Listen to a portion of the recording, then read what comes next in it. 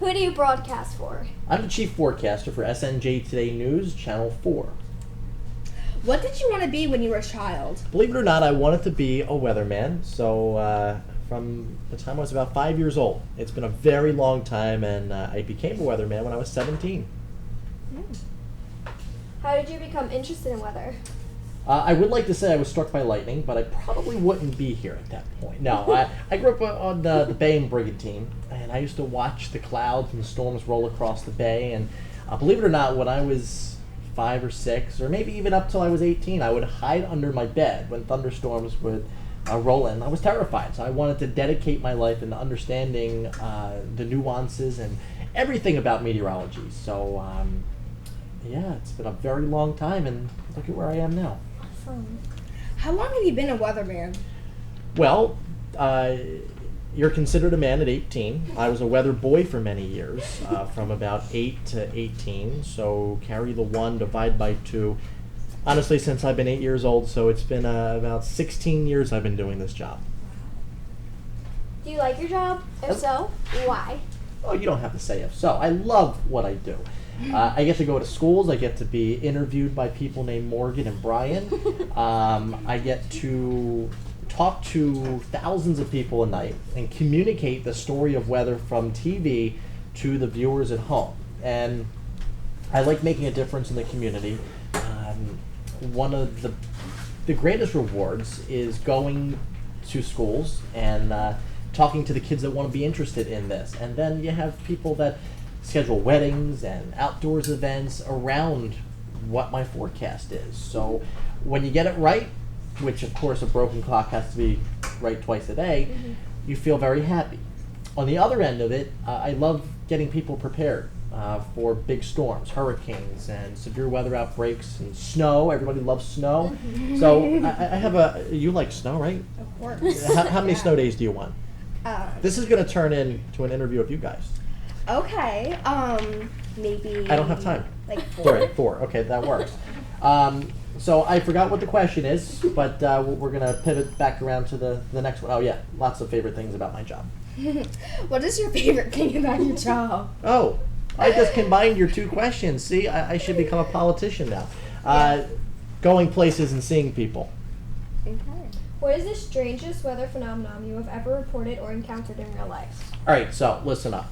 About a year ago, almost exactly to the day, I was at this corn maze, and all of a sudden, it starts what people call snowing. Now, it was October.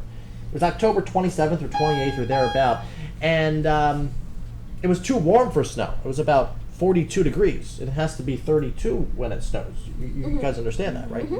So all of a sudden, you have these fluffy white balls coming out of the sky. It's called grapple.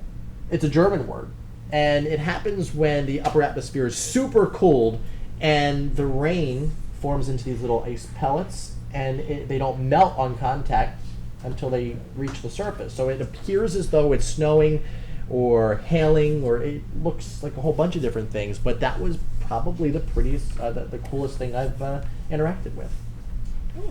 What is the hardest part of the job? Being questioned by elementary school kids. Oh, okay. No, the hardest part, honestly, social media is huge, obviously, everywhere. And in terms of weather forecasting, unfortunately, there are a lot of people that aren't necessarily experts in the field that create these pages. And there are hundreds of thousands of shares of information on storms or severe weather that is basically disinformation. So my job in a professional weather capacity is to debunk the hype. You know, first of all, a lot of these people create hype that's unneeded. They'll tell you that we'll have 30 inches of snow or we're going to get a direct hit from a hurricane, and that's not necessarily the case. If you watch local TV, you notice that I kind of downplay a lot of things. If it's severe, I'm going to be the first to let you guys know, but really it's getting around the false information that's out there. I'd say that's the hardest part. So what is your favorite food? My favorite food has nothing to do with this. All right, now listen up. I don't like cheese. I'm lactose intolerant, but my favorite food is pizza. Call me crazy, but yeah, pizza. Really? And I know you guys are having Bruni's pizza today. That's great. Or Bruno's, whatever. That's it? No. Actually, no. We understand you like trains as a hobby. Is that love true? Trains. Choo choo. My uncle was a locomotive engineer while I was growing up. He still is, actually. And I used to ride on the front of the train, and I used to dress up as a conductor when I was 11, 12 years old and take tickets. I collect model trains, and that's what I do in my spare time. I love them. Love them.